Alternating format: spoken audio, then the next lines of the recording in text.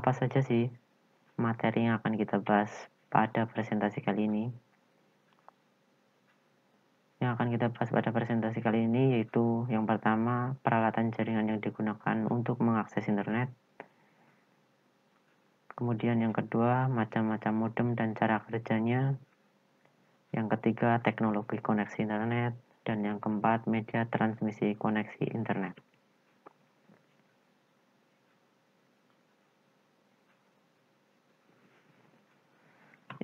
Topik yang pertama adalah peralatan jaringan yang digunakan untuk mengakses internet. Apa saja sih peralatan yang digunakan untuk mengakses internet? Salah satunya yang pertama adalah modem atau modulator demodulator. Modulator sendiri memiliki pengertian bagian yang mengubah sinyal informasi ke dalam sinyal pembawa atau carrier untuk dikirimkan. Sedangkan demodulator adalah bagian yang memisahkan sinyal informasi dari sinyal pembawa yang diterima sehingga informasi tersebut dapat diterima dan baik oleh komputer. Jadi modem itu adalah sebuah alat yang mengubah sinyal informasi yang tadinya berbentuk digital menjadi sinyal analog agar bisa dikirim ke internet. Kemudian modem juga bisa mengubah sinyal analog yang diterima dari internet untuk diubah menjadi sinyal digital agar bisa dibaca dengan baik oleh komputer. Ini adalah contoh gambar modem jenis GSM.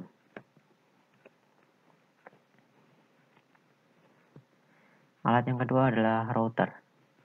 Router adalah sebuah alat jaringan komputer yang mengirimkan paket data melalui sebuah jaringan atau internet menuju tujuannya melalui sebuah proses yang disebut routing. Proses routing terjadi pada lapisan ketiga layer OSI, yaitu layer network. Ini adalah gambar sebuah router MikroTik RB750 tepatnya.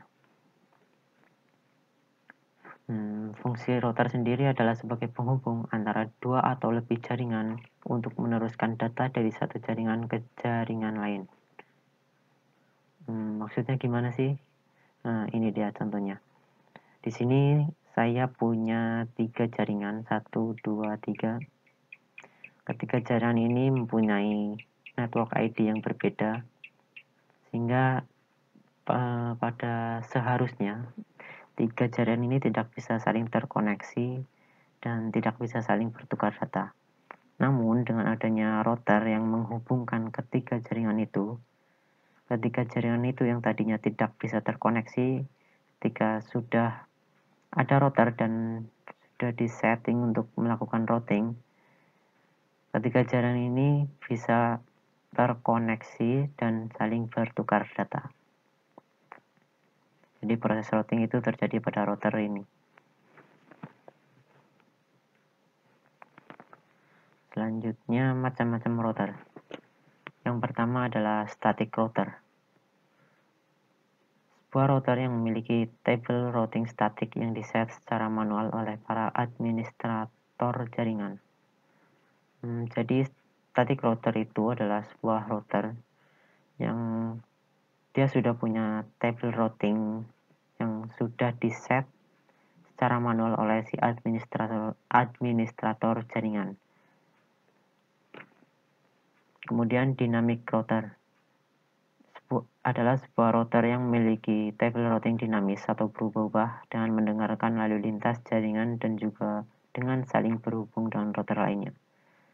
Sedangkan dynamic router itu adalah router yang memiliki table routing yang dinamis atau berubah-ubah. Itu sesuai lalu lintas jaringan dan juga sesuai router lainnya yang terhubung ke router tersebut. Jadi dia membuat table secara dinamis dengan sumbernya yaitu lalu lintas jaringan dan router lainnya yang terhubung. Alat yang ketiga yaitu kartu jaringan atau NIC. NIC merupakan kependekan dari Network Interface Card. Itu sama dengan LAN card, sama dengan kartu jaringan. Tiga sebutan ini adalah sebutan yang sama untuk menyebut alat ini, yaitu kartu jaringan. Ini adalah contoh gambar kartu jaringan.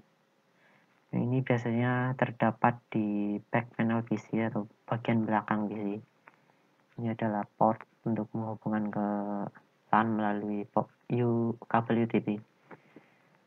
Sedangkan macam-macam kartu jaringan itu ada dua. Yang pertama, kartu jaringan yang bersifat fisik, contohnya NIC, token ring, dan lain-lain. Yang kedua, kartu jaringan yang bersifat logis, yaitu contohnya loopback adapter dan dial-up adapter atau disebut juga network adapter. Bridge.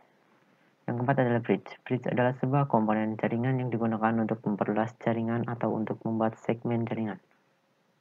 Ini adalah contoh gambar bridge tipe wireless bridge. Bridge berada pada layer kedua OSI, yaitu layer data link. Bridge digunakan untuk menghubungkan dua media jaringan yang berbeda seperti UTP dengan fiber optik atau dua buah arsitektur jaringan yang berbeda. Ini kalau tadi router menghubungkan jaringan yang berbeda, artinya jaringan itu berbeda secara alamat jaringannya berbeda. Sedangkan ini adalah media jaringannya, yaitu jenis kabel atau jenis koneksinya.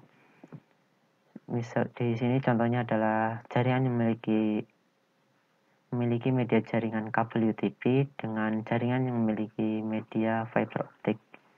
Dua jaringan tersebut tidak bisa disambung begitu saja karena sudah jelas fiber optik dan UTP itu beda.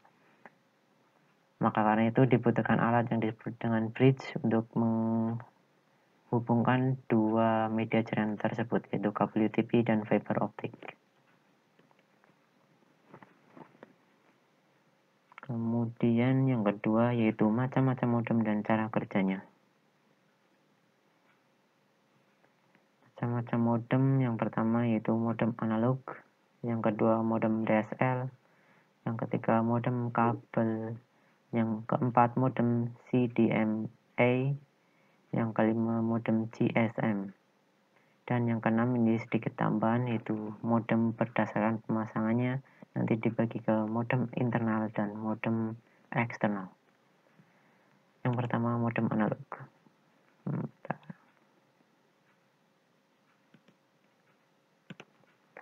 Yang pertama modem analog. Ini adalah contoh gambar modem analog atau biasa disebut juga dengan modem dial-up. Modem analog atau dial-up adalah sebuah modem yang menerima data dalam bentuk sinyal analog melalui sebuah jaringan transmisi, kemudian diubah menjadi sinyal digital. Jadi ini modem yang menerima datanya itu dalam bentuk sinyal analog seperti yang saya jelaskan di awal tadi, kemudian mengubah sinyal analog tersebut menjadi sinyal digital agar bisa dibaca dengan baik oleh komputer. Karakteristik modem analog ada 3. Yang pertama, dia memanfaatkan saluran telepon sebagai media komunikasinya. Jadi modem analog itu untuk terhubung ke internet dia numpang ke jaringan telepon. Kemudian yang kedua, kecepatan modem analog berkisar di 14,4 kbps, 28 kbps, dan 56 kbps. Dan yang ketiga, menggunakan frekuensi di bawah 4 kHz. Yang kedua adalah modem DSL. Ini adalah contoh modem DSL. Modem ADSL sendiri adalah bagian dari modem DSL. Modem DSL atau kependekan dari Digital Subscriber Line. Modem DSL adalah modem untuk menerima dan mengirim data dengan teknologi digital melalui suatu jaringan terdedikasi. Maksud dari jaringan terdedikasi di sini adalah jaringan khusus yang dikhususkan untuk jalur internet.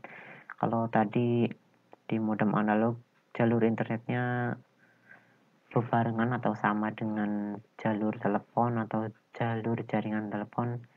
Pada modem ini dia sudah menggunakan jaringan khusus, jadi khusus untuk internet. Modem DSL memiliki kecepatan bervariasi antara 56 KB per second sampai dengan 24 KB per second. Ada dua jenis modem DSL. Yang pertama, modem ADSL (Asymmetric Digital Subscriber Line). Ciri modem ini adalah kecepatan downloadnya lebih besar dari kecepatan upload. Sedangkan yang kedua adalah modem SDSL atau Symmetric Digital Subscriber Line.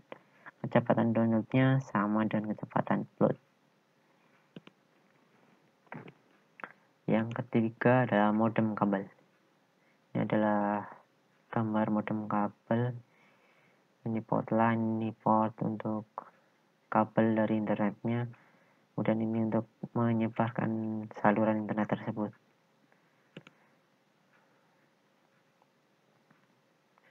Modem kabel yaitu modem yang menerima dan mengirim data internet melalui jaringan TV kabel. Ya, kalau tadi yang pertama ia menerima dan mengirim data internet melalui jaringan telepon.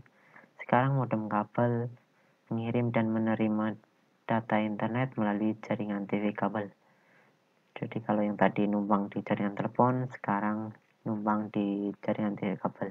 Namun ini tetap punya, meskipun numpang, tapi dia punya jalur sendiri, sehingga ketika kita nonton TV, kita masih bisa menikmati layanan internet. Cara rangkaiannya itu kurang lebih seperti ini.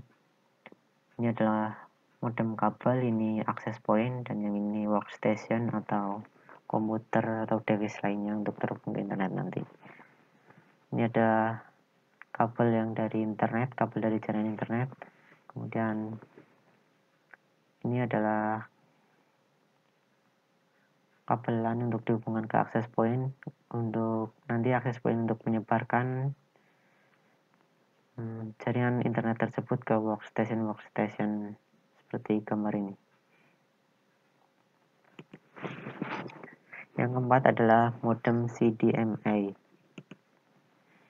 Ini adalah gambar modem CDMA seperti flash disk, tapi mirip juga HP, handphone maksud saya. Ya, itulah modem CDMA. Modem CDMA yaitu modem wireless yang bekerja dengan teknologi CDMA atau Code Division Multiple Access. Karakteristik dari modem CDMA ini ada 4. Yang pertama, jaringannya hanya tersedia di kota-kota besar. Ya, jaringan dari modem CDMA ini hanya tersedia di kota-kota besar saja, belum tersedia di desa-desa kecil. Kemudian yang kedua adalah menggunakan kode-kode unik pada setiap jaringannya. Karena dia menggunakan kode-kode unik di setiap jaringan atau koneksinya, dia membuat dia sedikit lebih aman dibandingkan dengan modem-modem yang lain. Yang ketiga, harganya lebih murah dibandingkan modem GSM. Yang keempat, fleksibel, mudah dibawa dan mudah digunakan. Ya, mungkin ini karena bentuknya yang sebesar flash disk ya, kurang lebih, sehingga dia mudah dibawa kemana-mana dan dapat digunakan di mana saja tanpa perlu repot menempatkan wadah khusus. Kemudian yang kelima adalah modem GSM. Ini dia gambarnya, hampir sama dengan modem CDMA, tapi bedanya nanti pada sistemnya. Kalau CDMA menggunakan teknologi CDMA, kalau ini juga menggunakan modem GSM menggunakan teknologi GSM. Modem GSM adalah modem wireless yang bekerja pada jalur komunikasi telepon genggam GSM. Karakteristiknya ada 4 juga. Yang pertama, menjangkau daerah yang luas karena menggunakan fasilitas telepon seluler. Ya, modem GSM ini daerah jangkauannya jauh lebih luas daripada modem CDMI karena modem GSM ini menggunakan fasilitas telepon seluler. Ya, kalian pasti sudah tahu lah bahwa jaringan telepon seluler sudah menjangkau hampir ke seluruh daerah di Indonesia khususnya. Jadi hampir semua daerah bisa tercover oleh si modem GSM ini.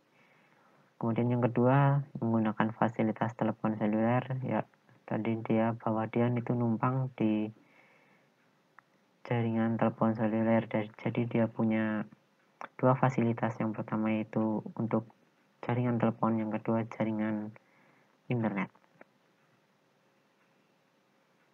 Yang ketiga yaitu harganya lebih mahal dibanding dengan modem CDMA.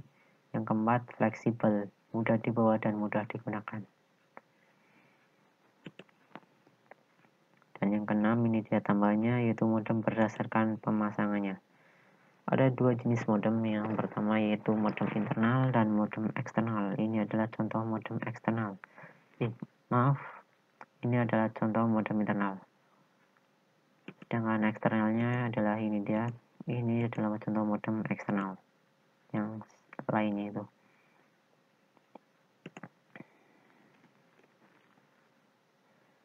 Modem internal, modem yang terdapat pada papan ekspansi yang dipasang pada slot motherboard.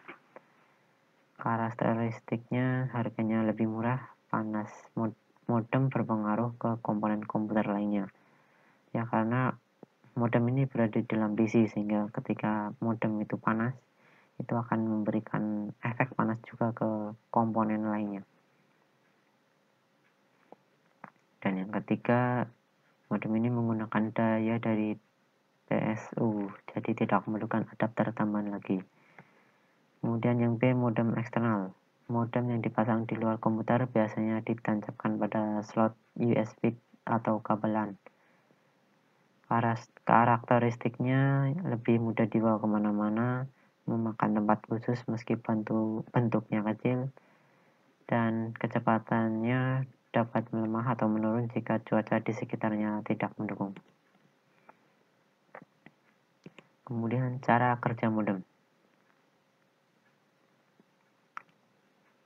Di sini yang pertama ada internet, transmisi internet. Transmisi internet yang saya maksud di sini adalah berupa stasiun yang untuk memancarkan jaringan atau memperluas jaringan internet ini agar bisa dijangkau oleh perumahan atau personal dengan menggunakan modem. Jadi nanti ini internet akan mengirimkan data ke komputer melalui dua ini, yaitu transmisi internet dan modem. Demikian juga sebaliknya, komputer akan mengirimkan data ke internet. Cara kerjanya, yang pertama itu data dari internet dikirimkan ke transmisi internet, kemudian baru di situ dipancarkan ke modem dalam bentuk sinyal analog.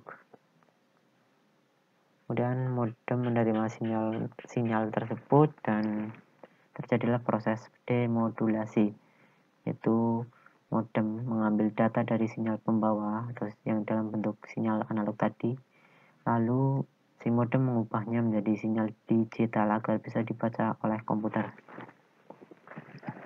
Nah, setelah itu data diteruskan ke komputer dalam bentuk sinyal digital. Nah, setelah diubah ke sinyal digital, komputer bisa membaca data tersebut. Kemudian dia juga bisa menampilkannya ke user. Nah, bagaimana jika komputer mengirimkan data ke internet? Yang pertama, komputer mengirim data berupa sinyal digital. Jadi yang dikirim ke modem adalah berupa sinyal digital, bukan sinyal analog. Baru di modem terjadi proses yang disebut modulasi. Itu proses menumpangkan data pada frekuensi gelombang bawah. Nah, jadi data tadi yang dari komputer itu ditumpangkan ke sinyal pembawa. Sinyal pembawa itu berbentuk sinyal analog. Maka bisa disebut juga modem mengubah sinyal digital tersebut menjadi sinyal analog agar mudah ditransmisikan ke internet. Kemudian data diteruskan ke transmitter dalam bentuk sinyal analog. Kemudian dia sampai ke internet. Kurang lebih begitu cara kerja modem. Jadi cara kerja modem itu hanya secara ringkasnya itu ada dua, yaitu ini demodulasi dan modulasi. Pada intinya cuma itu.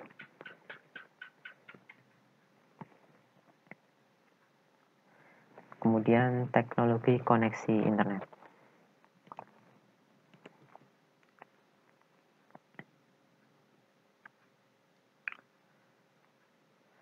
Ya, yang pertama adalah analog atau dial-up, adalah teknologi yang menghubungkan komputer ke internet melalui sambungan jaringan telepon dengan menggunakan modem analog.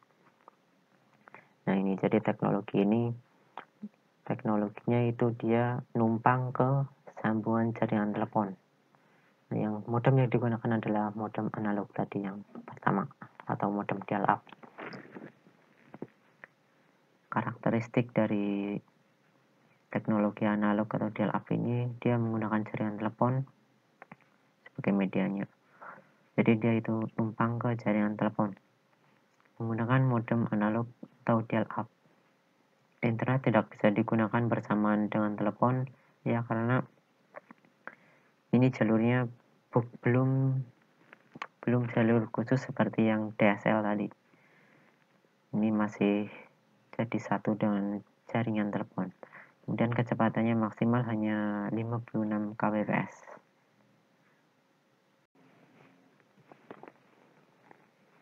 Ya, teknologi yang kedua adalah ISDN atau Integrated Service Digital Network. Teknologi yang menghubungkan komputer ke internet melalui sambungan jaringan telepon, yang merupakan pengembangan dari teknologi dial-up. Jadi ISDN itu teknologi pengembangan dari teknologi dial-up. Ciri khasnya masih sama seperti dial-up. Dia masih menggunakan jaringan telepon sebagai medianya, dan kecepatan maksimal juga sedikit ada peningkatan, yaitu 128 kB per second. Yang ketiga adalah ADSL, teknologi internet yang menghubungkan komputer dengan sambungan jaringan telepon. Namun ADSL menggunakan teknologi yang lebih modern. Jadi teknologi ini masih satu sambungan dengan jaringan telepon, masih satu jaringan, masih numpang. Namun ADSL ini sudah menggunakan teknologi yang lebih modern, tidak lagi menggunakan modem analog atau dial-up. Dia menggunakan modem ADSL. Karakteristiknya itu menggunakan jaringan telepon sebagai medianya, dan menggunakan modem ADSL. Internet bisa digunakan bersamaan dengan telepon. Nah, ini dia. Karena dia menggunakan modem ADSL, ya, seperti yang di awal tadi, bahwa modem DSL adalah modem yang sudah punya jaringan khusus atau jaringan terintegrasi, sehingga meskipun dia numpang tapi dia sudah punya jalur khusus untuk koneksi ke internet. Kecepatan downloadnya mencapai 38 KB per second dan upload mencapai 64 KB per second. Yang keempat, gelombang radio. Teknologi internet yang menghubungkan komputer dengan menggunakan gelombang radio. Karakteristiknya, teknologi ini tidak terkenal namun pernah ada dan pernah digunakan. Ya, jadi sekarang sudah jarang menggunakan gelombang radio, tapi dulunya memang teknologi ini pernah ada dan pernah juga digunakan. Teknologi ini mempunyai kelemahan cuaca sangat mempengaruhi koneksi internet. Jadi kalau cuacanya buruk, koneksi internetnya juga akan buruk. Kemudian menggunakan alat khusus yang dipinjamkan oleh provider. Jadi dia menggunakan alat khusus untuk menerima gelombang radio, karena gelombang radio itu bergerak di frekuensi AM kalau salah, FM, sehingga membutuhkan alat khusus untuk menerima sinyal tersebut. Kecepatan dari teknologi ini mencapai 512 kilobyte per second. Yang kelima adalah broadband. Broadband adalah teknologi yang menghubungkan komputer ke internet melalui sambungan jaringan TV kabel dengan menggunakan modem broadband. Jadi kalau yang tadi di awal-awal seperti analog, ADSL, ISDN itu menggunakan sambungan jaringan telepon. Nah, kalau broadband dia menggunakan jaringan TV kabel. Karakteristiknya menggunakan jaringan TV kabel sebagai medianya. Yang kedua, internet dapat digunakan bersamaan dan nonton TV. Jadi kita bisa tetap menikmati layanan televisi dan juga internet secara bersamaan. Karena dia sudah menggunakan modem yang lebih canggih lagi, itu modem broadband.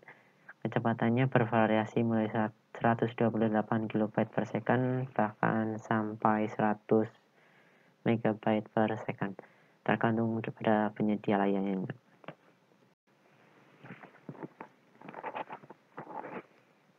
Yang keenam adalah wireless. Teknologi internet yang menghubungkan komputer dan internet secara nirkabel atau tanpa kabel. Jadi teknologi ini tidak lagi menggunakan kabel. Dia menggunakan gelombang elektromagnetik bergerak di frekuensi tertentu. Jadi ini ada beberapa jenis wireless. Yang pertama atau WiPro atau wireless broadband, dia bergerak di frekuensi 2,3 GHz. Kemudian ada Wi-Fi 2,4 GHz frekuensinya. Ada microwave, ini bervariasi 3,3 GHz. Kemudian ada juga yang 5,8 GHz. Ada juga yang 10,5 GHz dan yang tertinggi adalah 15 GHz. Dan ada juga WiMAX, dia di frekuensi 3,5 GHz. Di Wi-Fi itu menggunakan gelombang elektromagnetik, bukan kabel.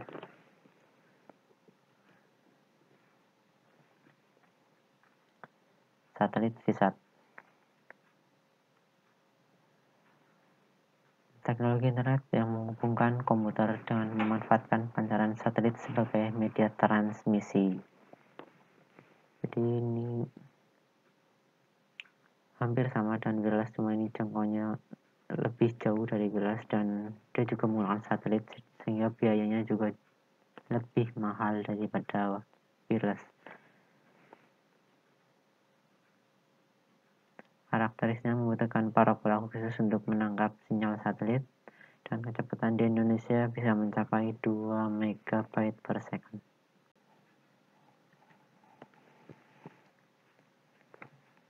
Yang kedelapan adalah fiber optic.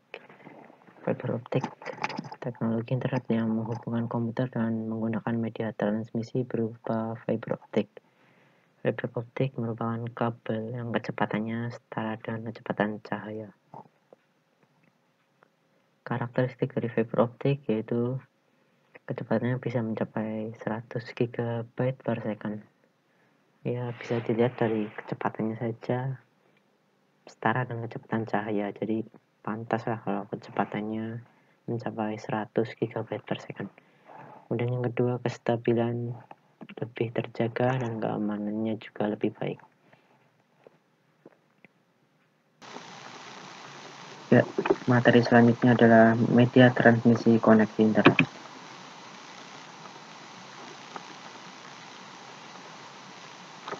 Ada 5 media transmisi internet. Yang pertama adalah kabel UTP, yang kedua kabel STP, yang ketiga kabel koaksial, yang keempat fiber optik, dan yang kelima wireless.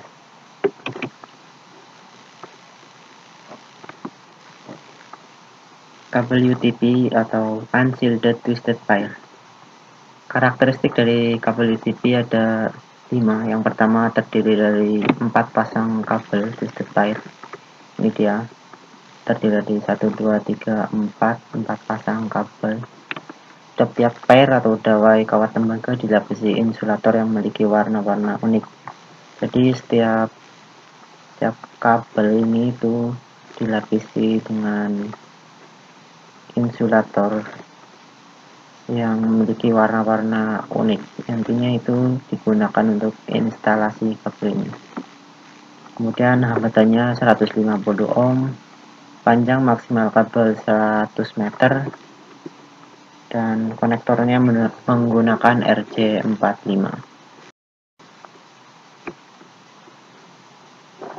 Ya, ini merupakan gambar tipe kabel UTP, yang ini tipe A dan yang ini tipe B. Tipe 568A atau tipe A ini dimulai dari putih hijau-hijau, putih orange biru, putih biru orange, biru putih coklat. Kemudian yang tipe B itu putih orange, putih hijau biru, putih biru hijau, putih coklat. Nah, ada dua jenis tipe kabel UTP. Yang pertama strike talk. Strike talk itu gunanya untuk menghubungkan perangkat yang jenisnya berbeda. Contohnya menghubungkan router dengan komputer, menghubungkan komputer dengan modem, dan sebagainya. Untuk strike talk sendiri artinya di kedua ujungnya memiliki tipe pengkabelan yang sama. Misalnya di ujung yang pertama menggunakan tipe B, di ujung yang lain juga menggunakan tipe B. Jika di ujung yang pertama menggunakan tipe A, berarti di ujung yang lain menggunakan tipe A. Kemudian tipe crossover. Ini gunanya untuk menghubungkan perangkat yang sama, misalnya komputer dan komputer, switch dengan switch, modem dengan modem, atau router dan lain sebagainya. Jadi kalau crossover ini kedua ujungnya memiliki tipe pengkabelan yang berbeda. Jika ujung yang pertama menggunakan tipe A, berarti ujung yang lain menggunakan tipe B, dan sebaliknya. Jika ujung pertama menggunakan tipe B, maka ujung yang lain menggunakan tipe A. Kemudian ini adalah struktur kabel UTP. Yang pertama ada kabel jaket, yaitu ya lapisan paling luar. Kemudian ada insulator, ini sebagai pelindungnya, pelindung dari kawat tembaga si kabel UTP ini, dan ada kawat tembaga sebagai media transmisinya.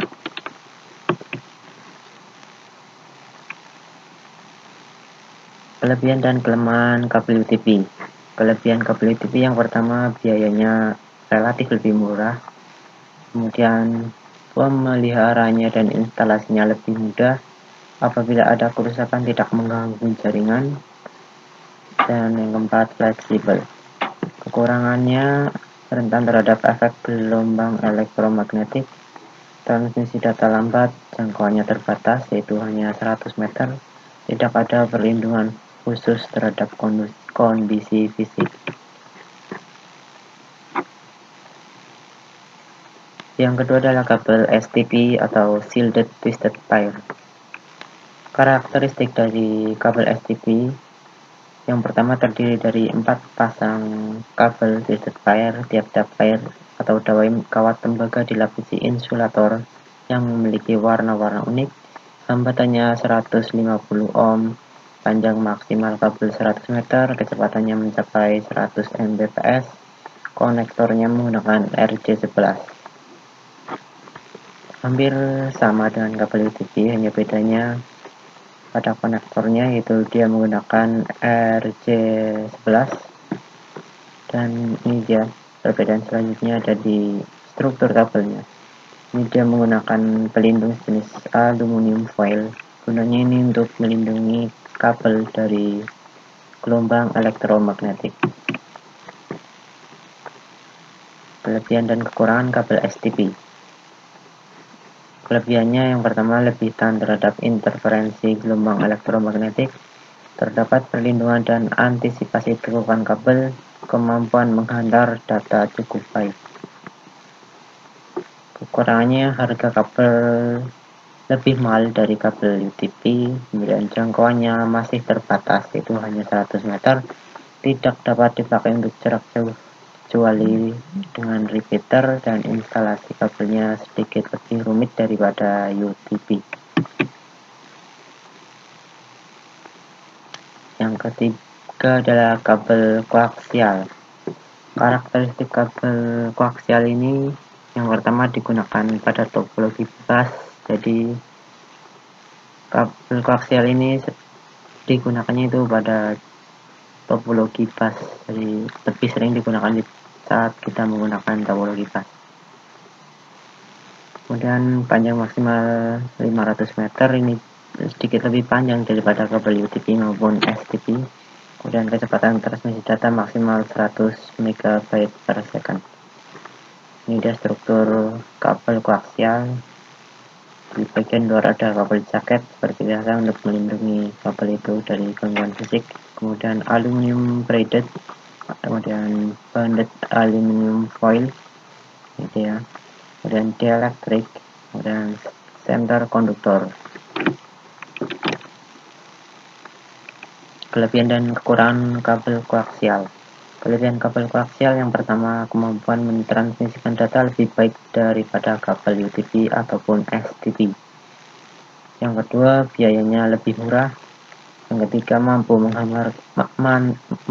menghantarkan arus listrik. Jadi selain menghantarkan data, kabel koaksial juga bisa menghantarkan arus listrik. Nah, kabel koaksial itu sangat umum dipakai, tidak hanya pada jaringan komputer, namun kabel koaksial juga dipakai di jaringan telepon ataupun TV kabel.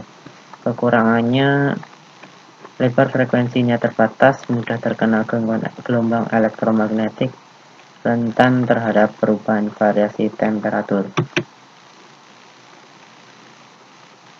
Yang keempat, fiber optik. Kabel yang menggunakan serat optik sebagai media transmisinya.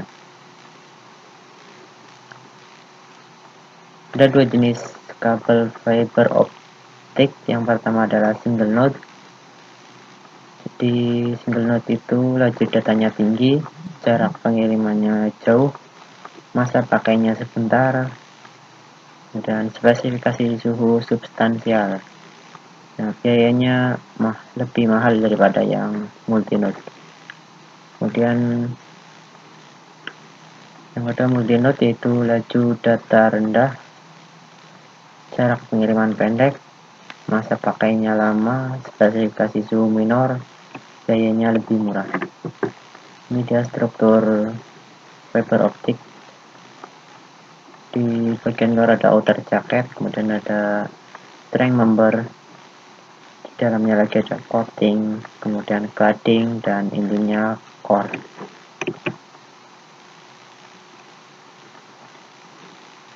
Kelebihan dan kekurangan fiber optik. Kelebihannya yang pertama adalah kecepatannya tinggi, ya karena dia menggunakan serat optik yang tadi di awal, kecepatannya bisa mencapai 100 GB per second. Bandwidthnya lebar, kemudian jangkauannya lebih jauh, bisa menghubungkan antar pulau bahkan antar benua. Kemudian tahan terhadap gangguan cuaca, tahan lama dan tidak gampang rusak, tahan terhadap gelombang elektromagnetik, dan tidak mudah terbakar. Ukuran dari fiber optik ada 3. Yang pertama, harganya mahal, diperlukan alat khusus saat instalasinya. Penyerapan hidrogen dapat menyebabkan loss data. Ya, media transmisi yang kelima adalah wireless atau nirkabel. Media jaringan yang menghubungkan jaringan komputer tanpa menggunakan kabel, melainkan menggunakan gelombang elektromagnetik. Karakteristik dari wireless yang pertama, mobilitasnya baik, jadi dia bebas bergerak menjangkau perangkat atau komputer yang ingin dia tuju untuk dihubungkan ke jaringan. Yang kedua, wireless menggunakan gelombang elektromagnetik, dan wireless tidak menggunakan kabel, dan yang ketiga keamanannya kurang.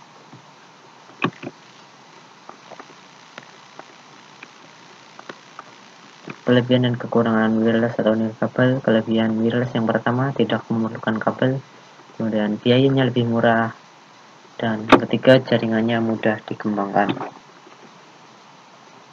Kekurangan wireless yang pertama, keamanannya jaringan kurang terjamin, yang kedua tergantung frekuensi, yang ketiga kecepatannya terbagi.